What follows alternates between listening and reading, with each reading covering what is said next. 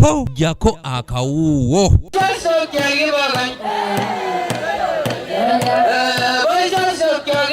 Kaweefube ono ow'okukomya ekikolwa eky'okukomola abaana abawala Ministry evunaanyizibwa kikula ky'abantu yamugunjaawo mu mwaka gwa 1999 ng'ekola endagaano n'ekitongole eky'amawanga amagatte ne bassaawo etteeka ku kikolwa kino. When I'm circumcised, I feel oppressed. It's like I'm publicly tortured. And my message to other girls that please do not accept to be circumcised.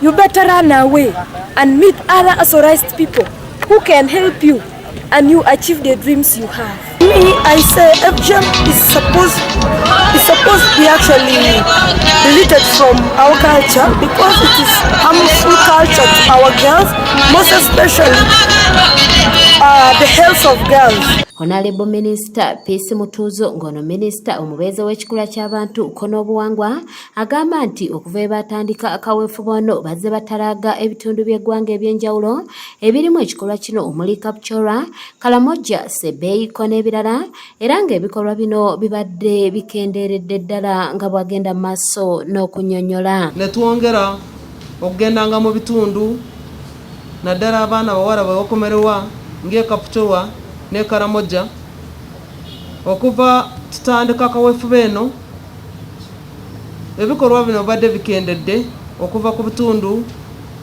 kamu n'obutundutundu buna okuddira ddala wansi ku 0.3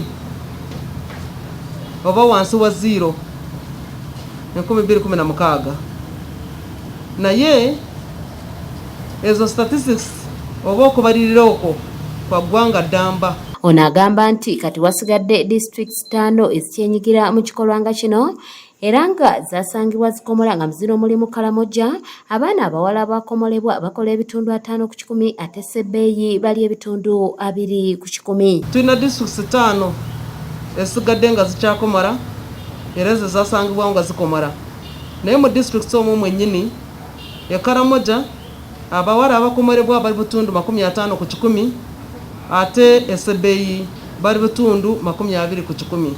Minisita Mutuzo agamba nti ekikolwa kino y'emu ku nkola esingayo kubeera ey'obulabe eri obulamu bw'omukyala n'okutyoboola eddembe lye ng'ano biba nga bya nnono bisemba kino kikyamu kubanga tebiriiwo kunyigiriza bulamu bw'abalala.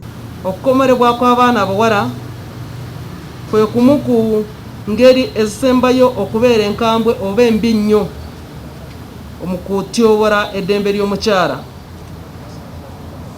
n'okubaawo obutenkanya. N'olwekyo si kikolwa nti kya byannono, ebyennono bikyukakyuka, ebyennono tebiriiwo okumalako abantu emirembe. Ebyobuwangwa n'ebyennono byaffe byandibadde bitwenkanya, byandibadde biweereza omwana omuwala omukisa ogw'okubaawo kye yeesalirako ate n'okumuwa obulamu obulungi. Ategeeza nga ab'ebyobuwangwa bwe bakizuula nti batandise okulwanyisa ekikolwa kino abamu ne bakyusa engeri y'okikolamu etalabika ng'abamu bakitwala mu malwaliro. Mu ngeri gye tubadde tufuba nnyo okubimalawo n'okulondoola ababikola batandika okwekweka ne batandika okubikola mu ngeri ndala nga teyitira mu byobuwangwa ebyedda bye baakolanga. Abamu kati bagenda mu malwaliro ne bakomerera eyo. Abamu omukyala wagenda kuzaala bamukomera nga tebamwebuuziza nako ng'ate ekyo ekisembayo okubeera ekikolwa ekibi ne batiisa abakyala. Wano wasinzidde n'asaba bonna abakikola okukikomya kubanga etteeka bonna lijja kubakwata eyonna gye baba bakikoledde. Nga ffenna twogerera mu ddoboozi erimu okumalawo ebikolwa ebyo.